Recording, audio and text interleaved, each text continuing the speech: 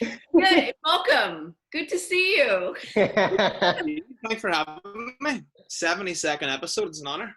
Yeah, the first 71 were just warm-ups. This is the big time right now. So, Dine. So we're going to get right into it. So you guys met at the Edinburgh Fringe Festival, or did you guys know each other before that? No, we met at the Edinburgh Festival. So basically the setup was like for the festival, everyone kind of scrambles for like accommodation. And one of the cheapest ways that you can get accommodation at the Edinburgh Festival is by staying in student accommodation. Mm-hmm. So I when Is that what we're calling Dine's vagina? Oh, yes. Oh, my. Oh. Straight in, no kissing. I love it. Fair play. No foreplay, just straight into it. Fair fuck. Yeah, like when I found that website, it was like literally, I think I was the only non-American or Canadian in the whole like block of apartments. So it was a lot of fun. It's a little bit like Olympic Village then. It is, yeah, but everyone's like a cokehead and well, also same. And were you performing at the Fringe Festival? Yes, I was doing my first like hour show. I'd been before, but like never for like a full kind of show. It was always like maybe split a bill with a friend, or I just went and did like a few spots here and there. But that was the first year it was like a full show. Yeah. When did you start doing stand-up? Let me see. 8 years ago now. So I was 17. Cool. So you're old and tired on the inside. Yeah, I am. I really am. Yeah. Okay, so do you have a girlfriend? I don't know. Or boyfriend. No. So, okay, and so you and Dine didn't hook up? Nope. So to get down to it, and Steve would like These are questions we ask every guest. Every Don't feel guest. weird. Yes, don't feel weird. What did the other 71 say? No, most of them, yes. Most of them, it's a yes. We love our Dine, so we just want to make sure we want to know what everyone's intention. Should have seen Jenny Zagridno's answer. What's her name? I'm sorry. Jenny Zagrino? That's it. You had a great episode. I think you added an N in there. That's fun. Well. How do you pronounce her name again? Dine? Dine. Well, I would say Dine. Is that incorrect? You know her as Dina. Uh-huh. So we met our beloved Dine when we worked at one comedy club in the city, and she was one of the interns there. And there was a misspelling like that was on her name tag. So they didn't put the A, they put an E. So ever since then, she's always been Dine. Right, okay. Inside jokes and banter, I get it now. I was exactly. like, I've been fucking up your name for 2 years now. No, Steve actually didn't know my real name until like last year. I was really trying not to learn it. I knew I had the wrong one, but I was good with it. I like it. Even better, so. Well, the Irish like to have, abbreviations for names, or a Gary is a Gaza, right? Yeah, we're fond of nicknames over here. So you're Wait, what Aaron, is the Gary Gaza thing? What is that? So like if you're a Jeremy, you're a Jez. True story. Yeah, they like to get little funky with the names there. So if you're an Aaron, so you're an Az. Yeah, do you have a nickname over there? No nicknames, but I never get called by my first name. Like everyone would just call me by my surname. So just like McCann all the time. Wouldn't there be a lot of them there? It's a good question. Everyone turns around. Try not to get lost. But no, yeah, I usually just McCann, but like my name's interesting because the American pronunciation is so different from how people pronounce it over here. So wait, can you tell us what's the difference? So, you guys, it's like phonetically you go like Aaron, and then like over here it's a harsh like Arn. It's like interesting. You know what I mean? Is it like one syllable over there? Do they basically say it in one? Pretty much, yeah. It's like it's said like ARN. I would near enough say, yeah. Have you come to New York and done comedy here on a visit or at all? Yeah, I came to visit and did like, I had a show in the Woodlawn which is essentially like illegal Ireland, and like did a show out there, and then I did a show with our mutual friend Catherine Henson at her show at the Beauty Bar. Cool. But besides that, no real experience of performing kind of like in New York and stuff like that. But I love the place. Like I definitely love to go back. Yeah. So you were saying that there is coronavirus where you are, but things haven't shut down all that much. Are restaurants still open, or what is it like? Yeah, no, I was just slagging the fact that it's a small town, but like, yeah, it's like everyone's in lockdown. But at the same time, like because the towns and stuff are kind of spread out over here, there's not like a serious, like, you know, over in New York and stuff, obviously it's chaos at the minute. Yeah. We're not at that level yet, but like people are definitely being, they would rather overreact than underreact. Sure. So they're just kind of taking the necessary precautions and shit. Is the virus? Do you live with family or roommates? Yeah, I live with my parents, so two good old high risks over 65s. And are they doing well? They're doing good, yeah. They're like my dad every day. The only bit of serotonin that he gets is telling me how many people have died that day. And he's still going. They say 851 today. And I'm like, what the fuck does that do for you? You psychopath. But in your town, is the coronavirus in your immediate Well, area? he's talking about like the whole like UK, but they kind of see for Ireland, because it's kind of like, because we're small, they tend to not say the towns and the areas that people have passed away, because then they think that for towns and villages where nobody's passed away from it, then people might take it a bit too lightly. So they don't actually say exactly where it's happened. So North Korean. Yeah. There's not a pile of difference, but yeah. Can you tell us a little bit about, let's talk about you, Arn. Okay. How did you get into comedy and who are some of your influences? I got into comedy by mistake. So I never actually really watched too much stand-up before it. And then now I'm at the point where I'm like, what the fuck did I even do before this? I don't know why I like actually spent a day.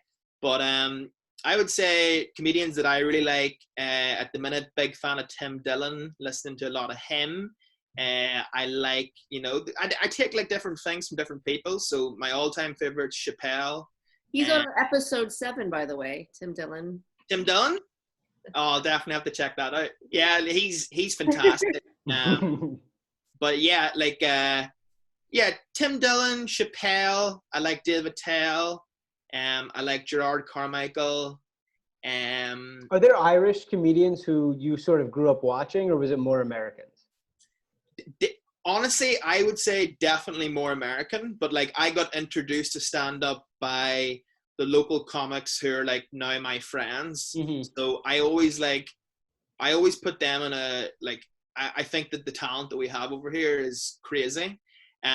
It's just the fact of like, we're not in the big scene of like, you know, London and the rest of the UK, where the circuit's a bit more, you know, there's more people, more clubs, they're filling up kind of on weeknights. We don't really have that luxury yet.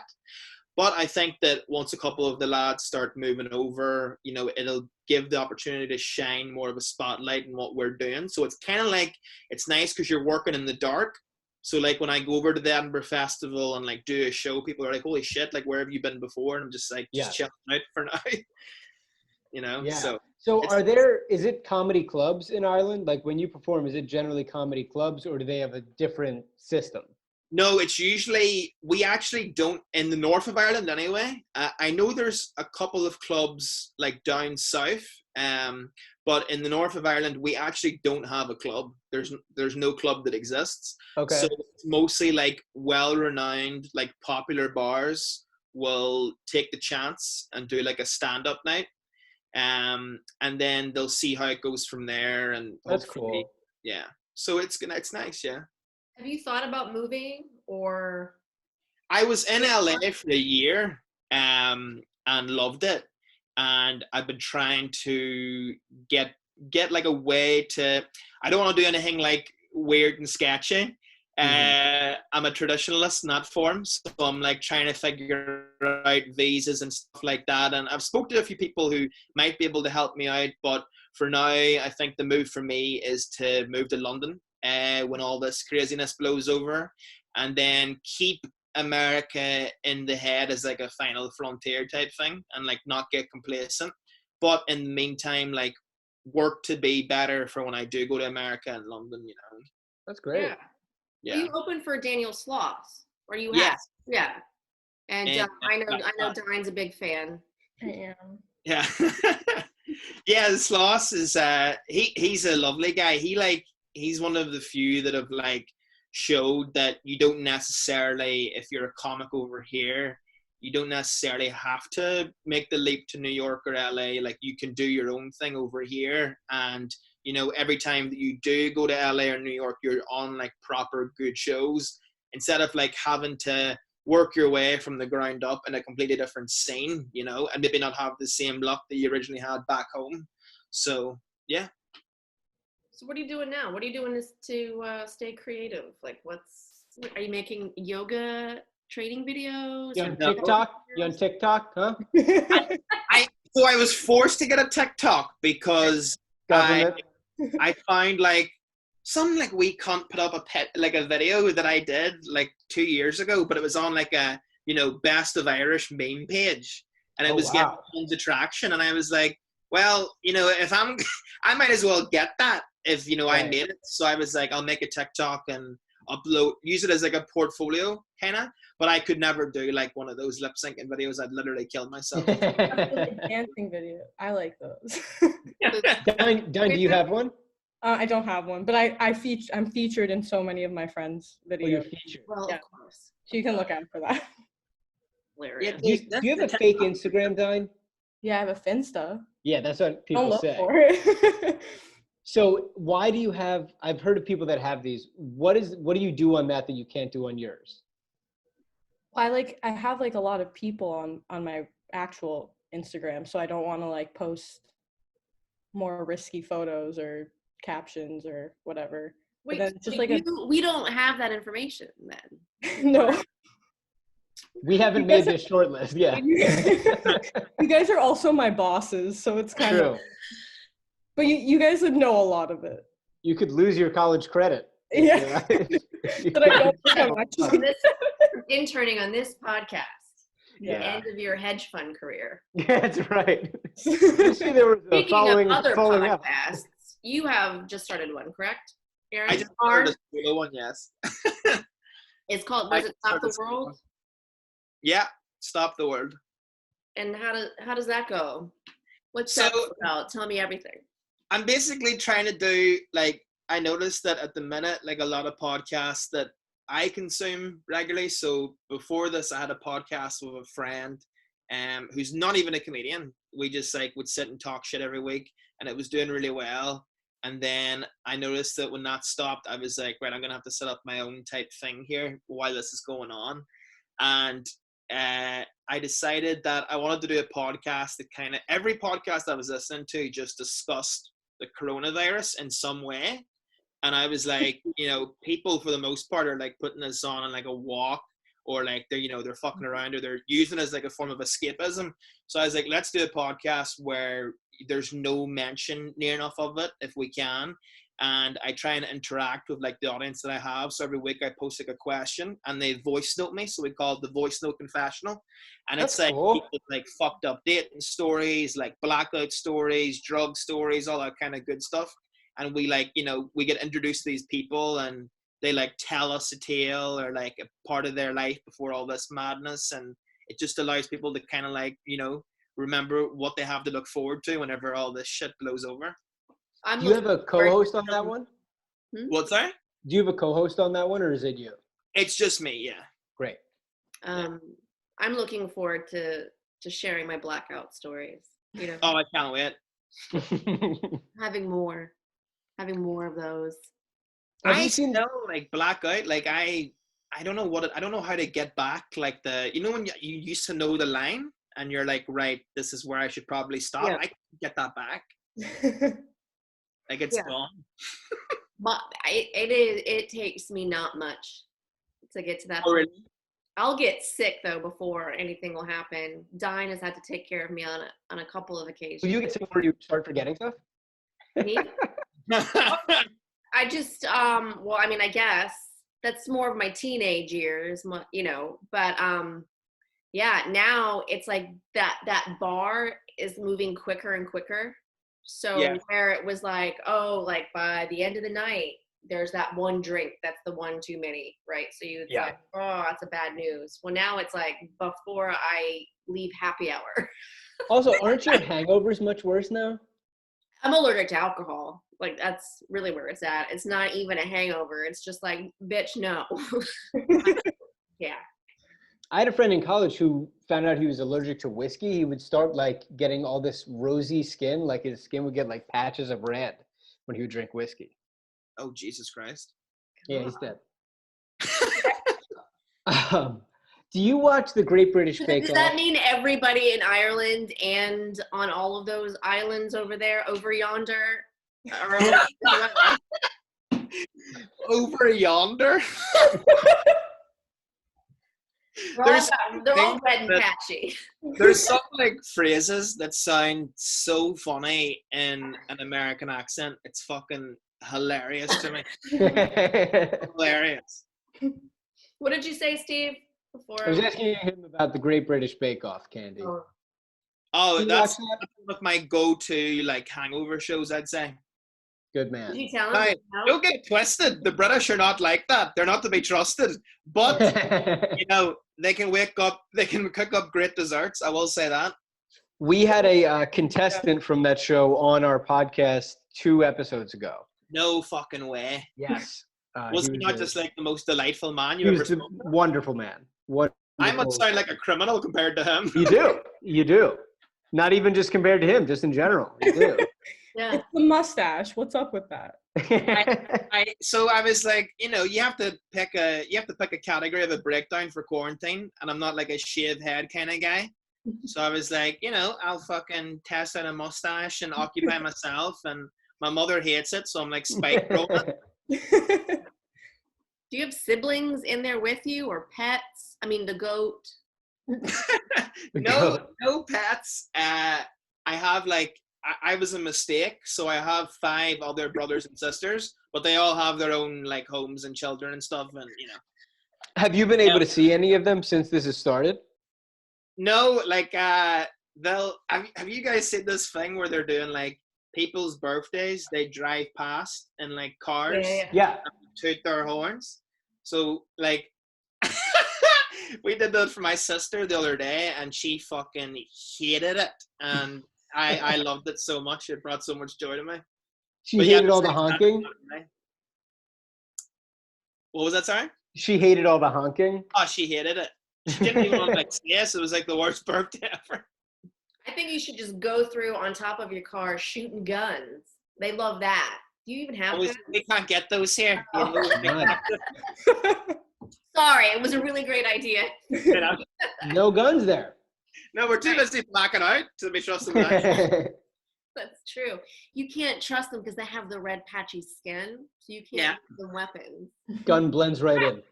Yeah, in the same way that your friend reacts to whiskey, I would react to like an AK or something like that. Mm-hmm. A firearm. That's a I good would thing. glossy skin. That's right. That's right.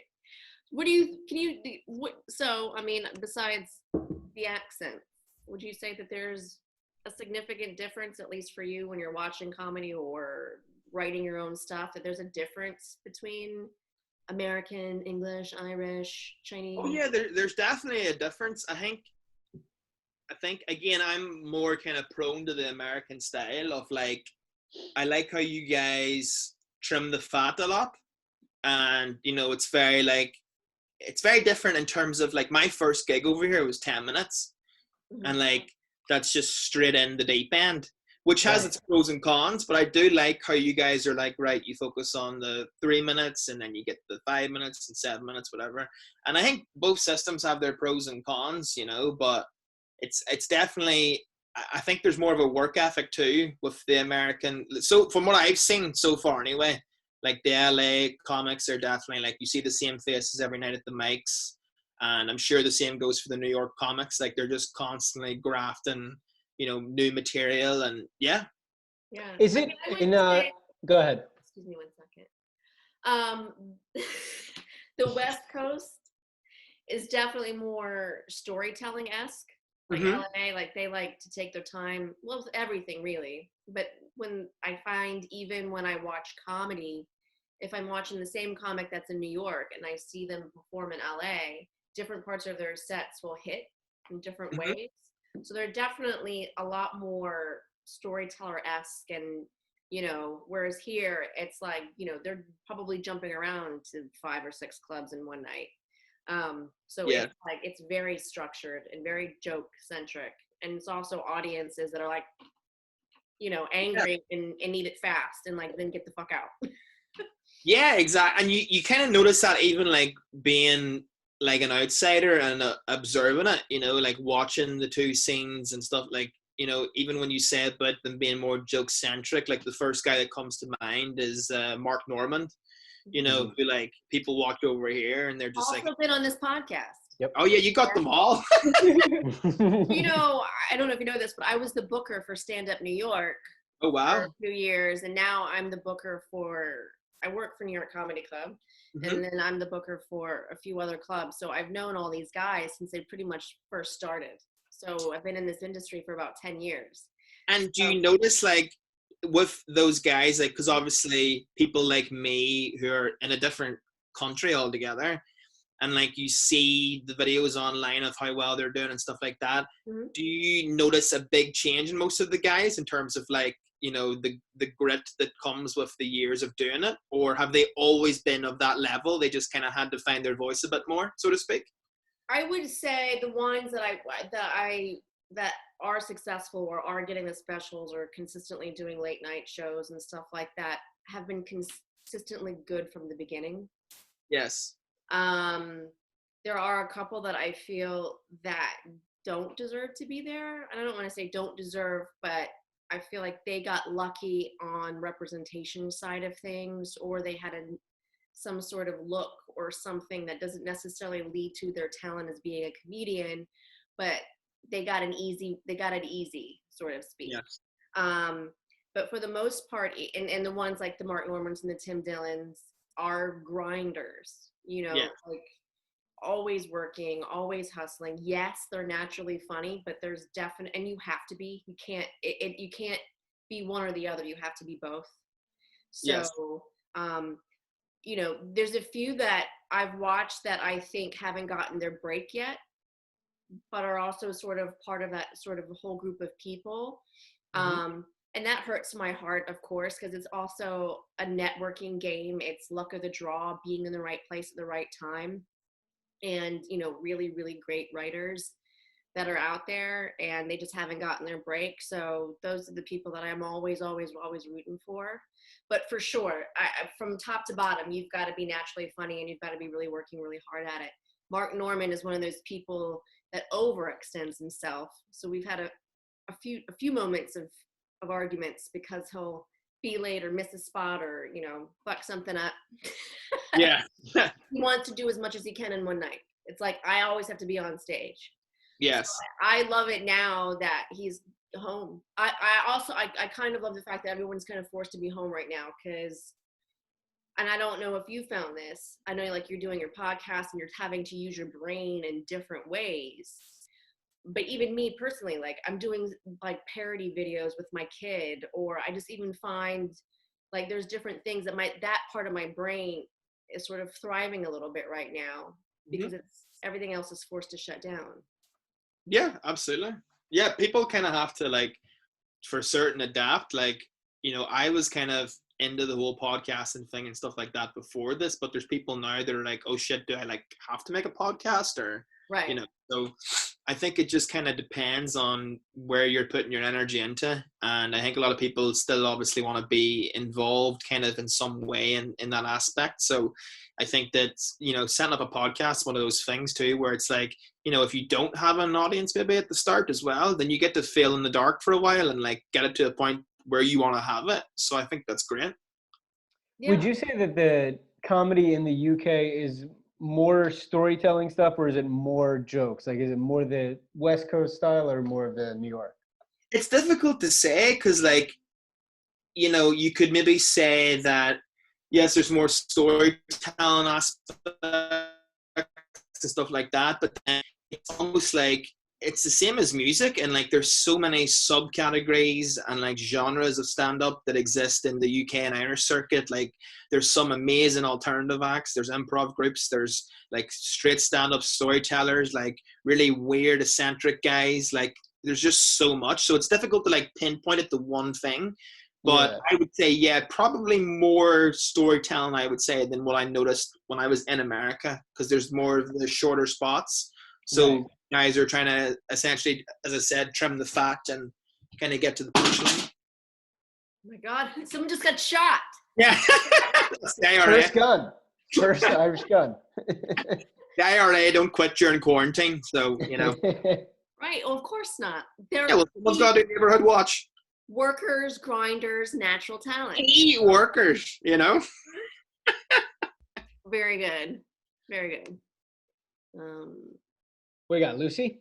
Yeah. So my daughter, now she's becoming a preteen, but at the beginning of starting this podcast a few years ago, she would ask something like a funny question, because we're like, oh, let's get to the bottom of things, ask a question, we'll figure it out, right? Branding. So I asked her today, because now no school, and they're on video games, in some chats that are questionable. I may have to have you jump in. And what kind of chats? There's like there's chats in like the video game that she's playing, and I can hear her doing like laughs, and she'll say fucking stuff. Whoa! Yep. We gotta put that fire out. So, you have to. But this is what I asked her. I said, "Do you have a question? We have a comedian. He's from Ireland. Going to be on the thing." And she said, "I don't even know anything about Ireland. Like what is there?" Care to comment? Wait, so it was, I don't know anything about Ireland, what? Ireland. Ireland. Land of ire. Yeah, to be fair, I mean, why would she? Why would she even want to? And she wants to know what language you speak there.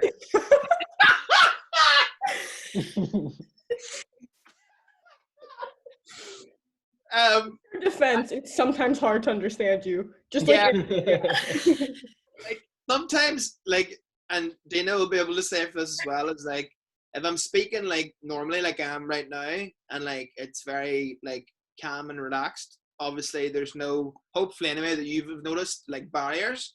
But if I had like a couple of drinks, then my awareness to like slow it down goes out the window, and it turns into more of a thing of, oh no, you can fucking keep up with me, you know, I'm not going to slow down for you. So yeah, right. So you become like a drunk white girl, like Dine. It's like, you ever listen to like a podcast? I've never done that, first of all. I'm not like that. But a lot of our conversations are like, what? What's the need here? Me and Dana talk like two old people on Zoom for the first time, where it's like, what? Can you? Yeah, okay, great. And then we're like, let's just text instead. Yeah. Well, she can read. She can read good. She can read. Wow. Go Dine. She can read good. She's good. Steve, what's next? We have some group questions here. Would you rather die in 5 years or never? Go around the horn. That question, or? I think, yeah, it would, like, obviously, if you had the knowledge that you had 5 years left, you'd probably have a fantastic time. Whereas if you had never, you'd probably be like, well, what the fuck's the point in doing anything? Because it's infinite anyway. Yeah. But I think, let me see, 5, I'll be 30, so that's 3 years above the 27 club, so it's not that good of a death. I'm going to go... It's an even number. I'm going to go, yeah, it is, which is nice for my kind of autism, but I would say infinite. I would say I'll live forever. Yeah. Dine? Probably 5 years. Climate change is going to get us anyway, so. You know what? You're not wrong. No, I read an article about how, like, this is, like, the apocalypse now, so. Apocalypse now. Yeah. Flick. What article? Yeah. It's all, like, I had to do it for school, but. Yeah. From the New Yorker. You know, I think I would live forever only because, and when I think about living forever, I mean as a vampire. Oh, okay. I don't think that was part of the option. I don't think that was an option. Yeah. I think you have to be a human. Do you continue to age though? Like what happens Age, to the point yeah. where Do you you're like deteriorate? the office where you normally die? What happens then?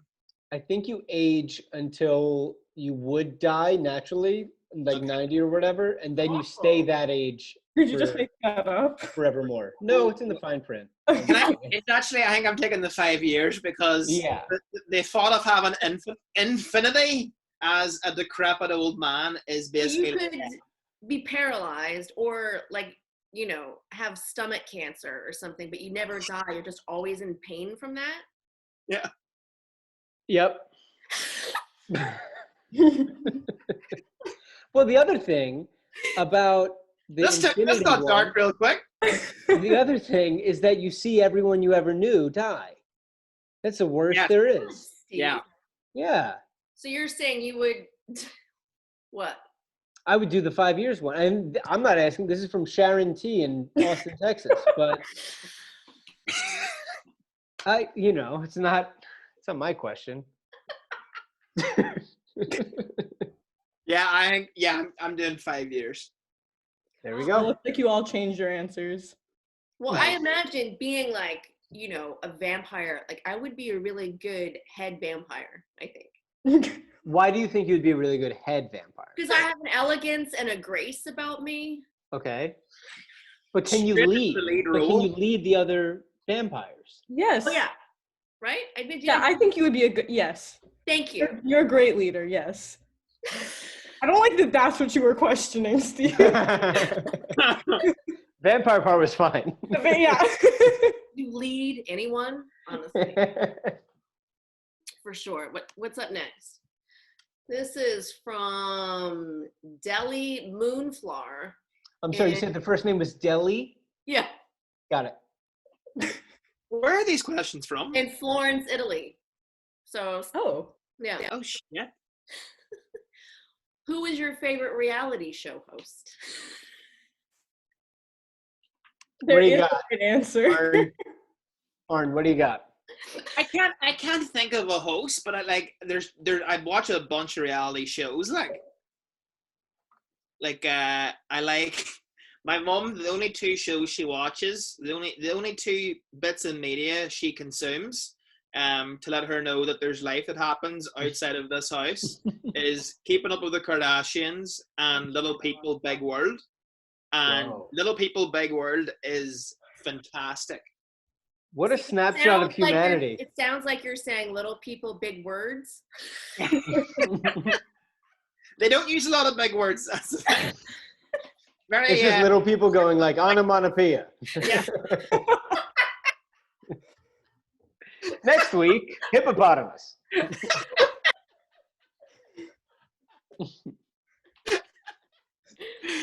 I don't know any hosts. Who are hosts? Yeah, hosts I can't think of. So Mel and Sue were the hosts of Great Well, yeah, British I mean, Baking Show. so we feel, Mel and Sue, right? Mhm. They were one of the original hosts. So Steve and I feel like we look like that. Mm-hmm. We do. And we've idolized them and have tried to sculpt our careers based on Mel and Sue. Hey, it's a great blueprint. Yeah.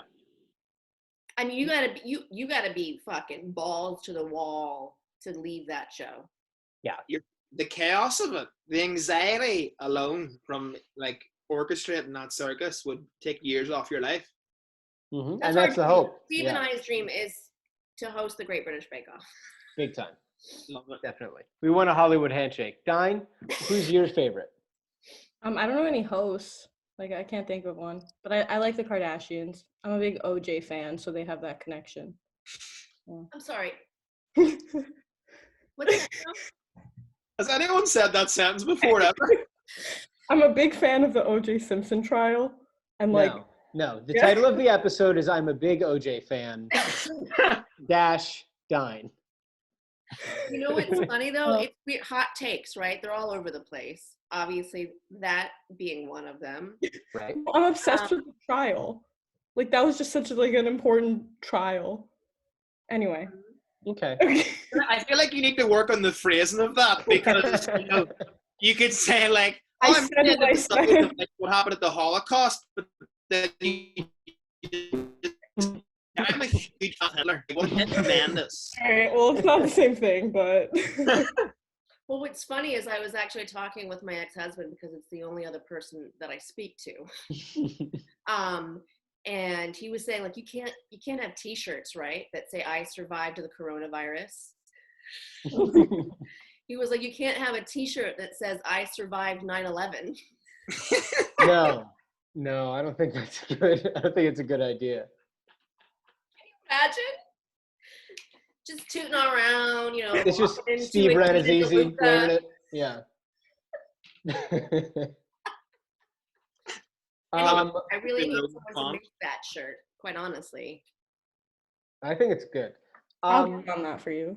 Mm-hmm. Okay, Dine, would you have the next question here?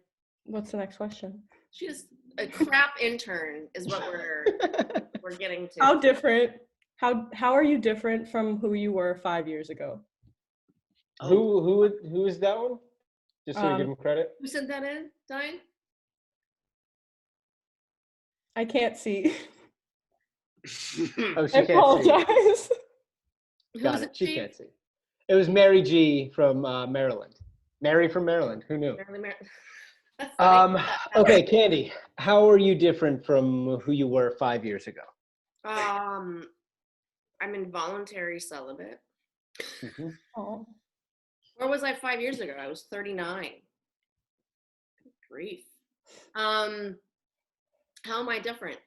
I feel like I have a better ass somehow. Nice. I also think that like I'm thriving in my career, or I was. Now my entire life is over. So that's also a little bit different. And I think I'm a better mom to an older kid than I was to a younger kid. Like even like the way I talk to you guys is how I would talk to her as an infant, and then would get frustrated that she wasn't picking up what I was putting down. Like you were more born to have a teenage kind of thing. Yeah. I hear you. Yeah. Arn, what about you? Fuck. 5 years ago, I had just started university. So yeah, I think. Fuck, I'm trying to think. Like, what's so different? I think I've definitely like because I've actually left the country and lived away for a while. So like that year in LA, for example, definitely give like a lot more perspective and stuff. I think it gave me a bit more of a work ethic, and yeah, you just learn how to take a few L's, I think, as well in the process, which is good. Sure. Where did you go to university? Belfast, so it was called the University of Ulster. Was there a lot of bombers there? Something we ask every guest. Again, we have to get through these. 71 cent. I love that. Yeah, I love the fact that the Americans have like a drink too called the Irish car bomb. Which is like so fuck. But like, I never think, right, that anybody I've spoke to about it, there's like malice in their heart. But like sometimes in LA, I would go out with people and they'd be like, "Oh, let's order Aaron the Irish car bomb," and I'm like, "What if you came to Dublin and I ordered you like a school shooter? Like, what's the difference there?" What's in that? A Capri Sun and That's brilliant because it's a shooter. If someone doesn't have a school shooter, when this is all, if honestly, when you open that comedy club in Ding Dang Town, wherever you live in your village, in Ding Dang Town of yonder, it's gonna be the hottest comedy club special cocktail going. And I want school shooters. I want everyone in that working in there wearing "I survived 9/11" t-shirts. This podcast is called, isn't it, Figuring It Out? Yeah. That's what I'm doing right now. I'm figuring it out. Like, I know now what to do. Yeah. What we do for people. It's a service that we provide. It really is. It's an essential business. That's why we're still going. You guys and I are That's it. That's right. Mm-hmm. Okay, this one is from Lacey Dean, and she lives in Guatemala, Alaska. And she said, "Who here has gotten laid in the last 6 weeks?" This Did you ever guy. think She about was it? my Fuck girlfriend. you guys. Bingo. 6 weeks? How long has the lockdown been? Let me think. About that? No. Not this guy. No, you had to think about it though. It's Dine, do you want to comment or do you want to leave your answer on your fake Instagram? I'll leave the answer. No, I'm social distancing. That's good. Good, sensible. I feel like that is a lie that just came out of your mouth. Guys, we'd have talked to you on this platform from a whore's bed. Well, this is one link you're not going to send to your parents when it comes out. They're really big fans, so. Well, that's not anymore.